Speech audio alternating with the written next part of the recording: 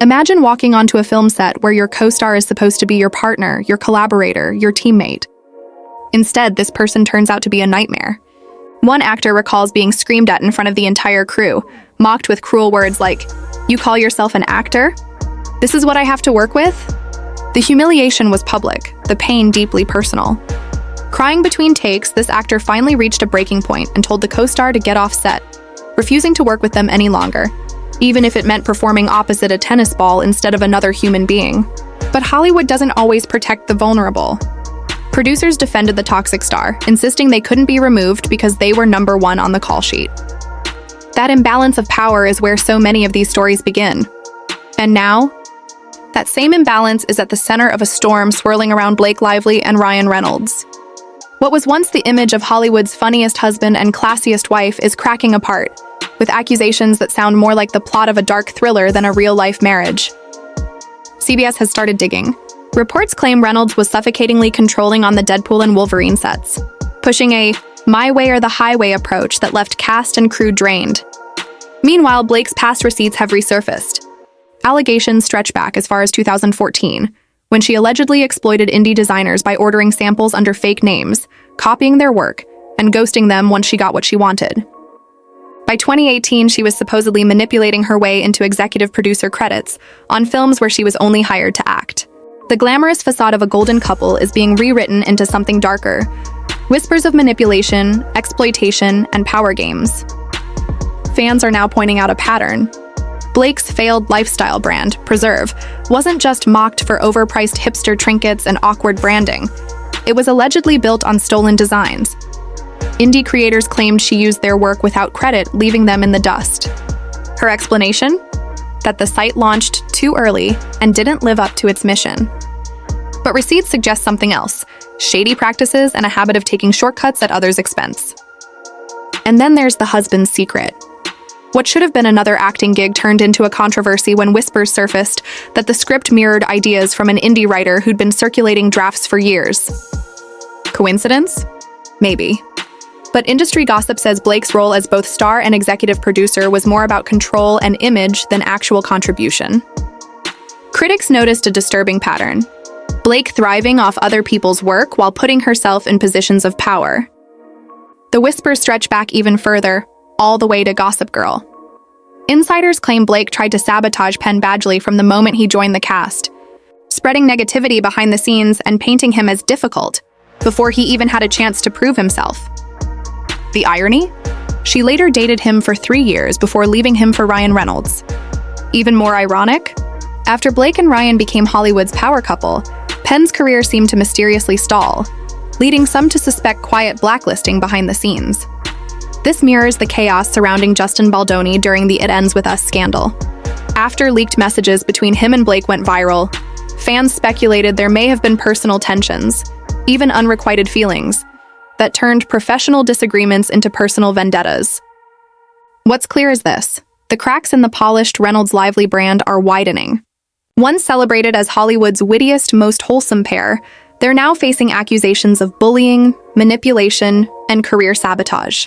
From Deadpool sets to failed lifestyle ventures, from Gossip Girl feuds to executive producer scandals, the story being painted is far uglier than the one we've been sold. And with fan trust slipping, followers dropping, and receipts piling up, Hollywood's golden couple may be on the verge of becoming its most infamous cautionary tale. When we talk about Hollywood's golden couple, the first names that often come to mind are Blake Lively and Ryan Reynolds. They've built an empire on charm, wit, carefully curated family photos, and endless jokes on social media about their marriage. On the surface, they're the perfect PR package. He's the funny superhero dad. She's the glamorous but relatable fashion icon. But peel back that glossy Instagram filter, and what you'll find is a growing pile of receipts. Whispers and explosive testimonies from co-stars, directors and insiders who claim that beneath the banter lies a duo addicted to power, control, and manipulation. The same way Penn Badgley got iced out on Gossip Girl, Justin Baldoni seemed to be quietly pushed aside by his own cast during the chaotic rollout of It Ends With Us. The fallout didn't just stop with him. Brandon Sklenar, Blake's other co-star, and even Colleen Hoover, the very author behind the best-selling novel, have allegedly been distancing themselves. And it wasn't because of schedules or creative differences. According to whispers, they only recently realized Blake may have been orchestrating the entire project behind the scenes, playing people like chess pieces.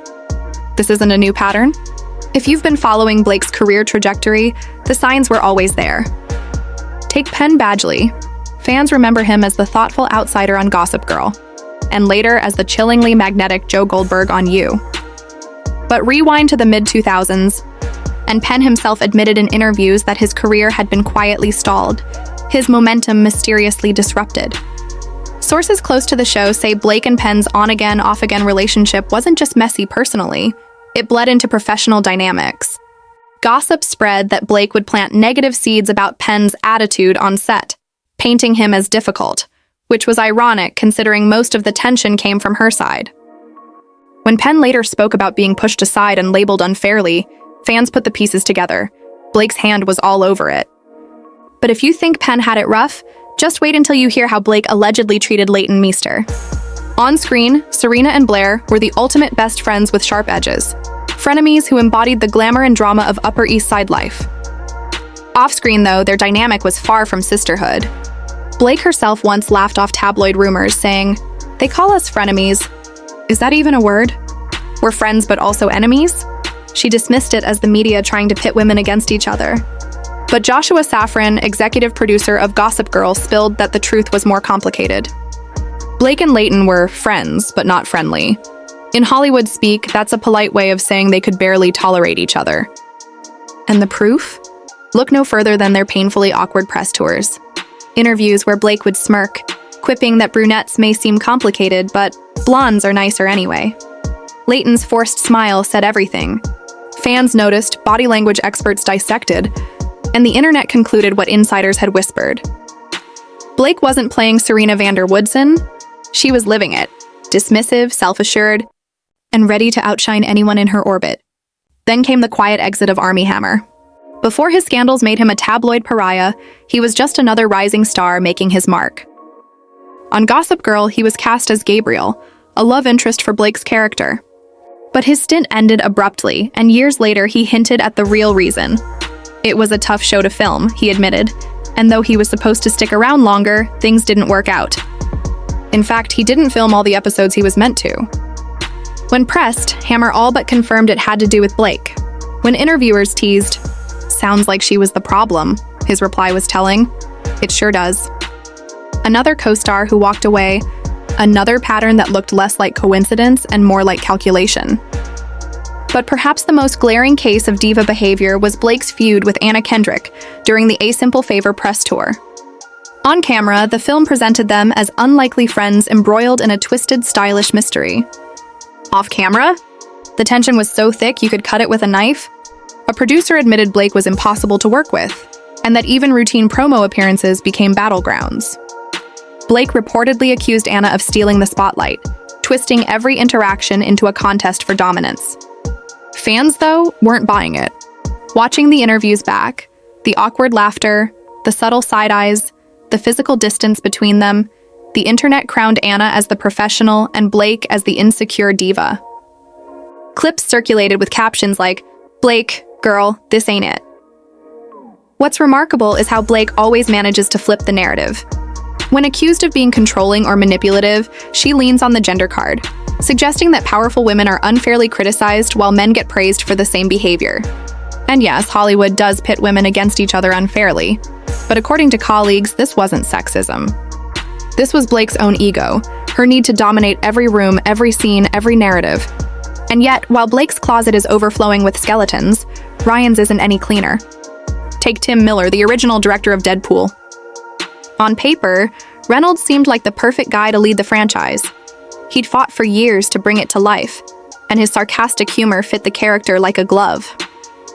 But behind the scenes, Miller tells a different story.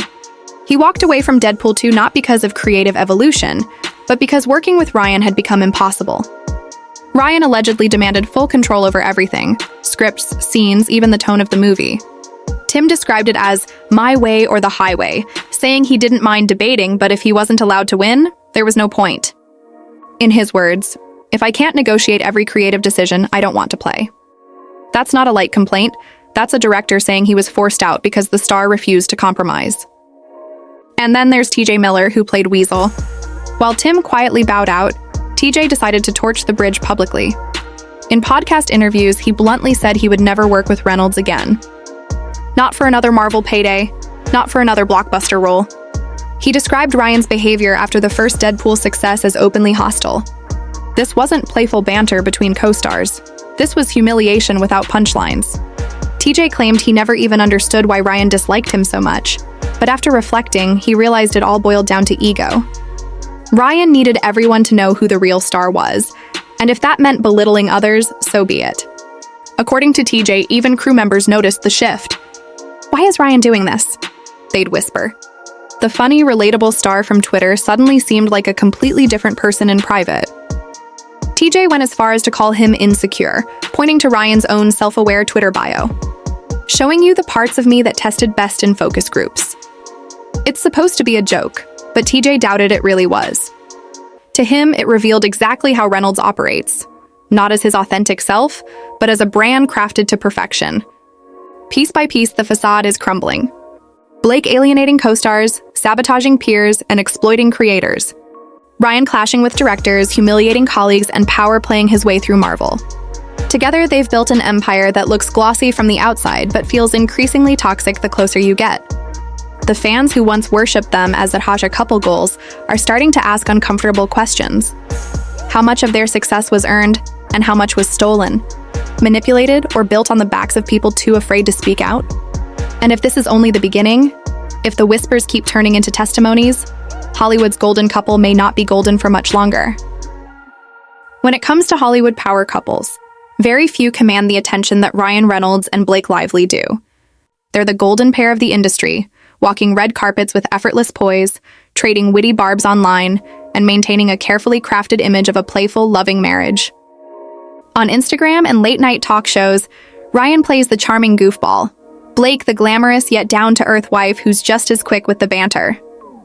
Together, they've become Hollywood's favorite package brand. But what if the reality is far more complicated? What if behind the laughter and curated family moments lies a much darker narrative? One that co-stars, directors, and insiders have been whispering about for years. What if the cracks in their empire are no longer rumors but documented patterns of ego, insecurity, and cold calculations? Consider what happened with Marina Bacharan, the actress who played Vanessa, Deadpool's love interest. In the first film, Marina's character was central, grounding the chaos of Ryan's wisecracking anti-hero with warmth and authenticity. Fans loved her, critics praised her, and it was clear she gave the franchise emotional weight. But when Deadpool 2 hit theaters, Marina was practically invisible, her once prominent role slashed to the margins. At first glance, fans assumed this was just a creative decision, maybe an attempt to shake things up.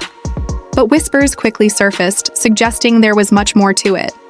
According to industry chatter, Marina's diminished screen time had little to do with narrative arcs and everything to do with Ryan Reynolds himself. Behind the scenes, things reportedly got messy. The exact details remain sealed under contracts and NDAs, but sources pointed to two potential flashpoints. Either Marina pushed back against her shrinking role, refusing to quietly fade into the background of a franchise she helped anchor, or she clashed with Ryan over jokes and creative beats she didn't agree with. In Hollywood, questioning a superstar's authority, especially when that superstar also wields producer-level power, can be career suicide. And in this case, the punishment was swift. Marina wasn't just minimized in Deadpool 2. She was completely sidelined during the promo wave for Deadpool and Wolverine. While other cast members were plastered across interviews, premieres, and press tours alongside Ryan, Marina was conspicuously absent. At the film's big premiere, she posed alone, isolated, while Ryan and his co-stars basked in the spotlight. To fans who noticed, the silence was deafening. This isn't a one-off situation either. It eerily mirrors Blake Lively's alleged treatment of Justin Baldoni during the chaotic rollout of It Ends With Us. When a power couple is steering the ship, you either play along or get played out. Marina's absence wasn't random, it was a message. Step out of line and you get erased. One blind item from July 2024 spelled it out bluntly, claiming Ryan Reynolds had iced out his co-star and intentionally excluded her from promotion. And if you look at the receipts, those red carpet photos where Marina stood awkwardly by herself, it all starts to click. Hollywood might hide its ugliest fights behind polite press statements, but body language and absences tell the real story. And Ryan's treatment of colleagues doesn't stop at movie sets. Apparently, even reality TV stars have scars from running into him. During an episode of Watch What Happens Live with Andy Cohen, the cast of Jersey Shore was asked the classic messy question, "Who's the rudest celebrity you've ever met?" Normally, stars dodge that trap. They laugh, claim everyone is wonderful, or refuse to answer. But this time, the silence cracked. Sammy tried to dodge, but before she could get the words out, Dina went off script and flatly named Ryan Reynolds. Think about that. Ryan Reynolds, Hollywood's golden boy, branded as rude by reality TV personalities who usually idolize A-list stars. Dina softened it slightly, insisting she loved Ryan and Blake but admitting he was not great to them. Sammy jumped in to cushion the blow further, suggesting maybe he was just having a bad day. But let's be honest, once a celebrity's name is dropped in that context, the damage is done. The illusion of universal charm shatters. For fans, it sparks doubt. If he can't even be bothered to show kindness to reality stars, people known for being effusive with praise, what does that say about how he treats those he works with day to day? And then there are the more haunting testimonies, the ones that don't even mention Ryan by name, but cast a shadow so familiar it's hard not to connect the dots. Enter Rebecca Ferguson. The acclaimed actress shared a harrowing story about working with a nightmare co-star, someone who was insecure, unstable, and cruel. This unnamed actor, she said, would routinely berate her in front of the crew, screaming that she was a trash actor and leaving her in tears. Rebecca described walking off set broken, humiliated, and unsupported, because when your abuser is the #1 star on the call sheet, the entire system bends to protect them. But one day she snapped. She looked this actor in the eye and told them to get off my set. She declared she'd rather act with a tennis ball than endure their abuse another second. It was a moment of defiance that electrified Hollywood. She never revealed the name, but fans immediately started connecting threads. She made clear it wasn't Tom Cruise or Hugh Jackman, both of whom she praised openly. That narrowed the pool considerably.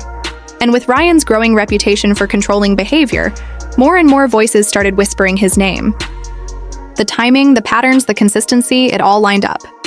The internet doesn't miss much, and while Ferguson never confirmed, the speculation was enough to stain Ryan's carefully polished brand.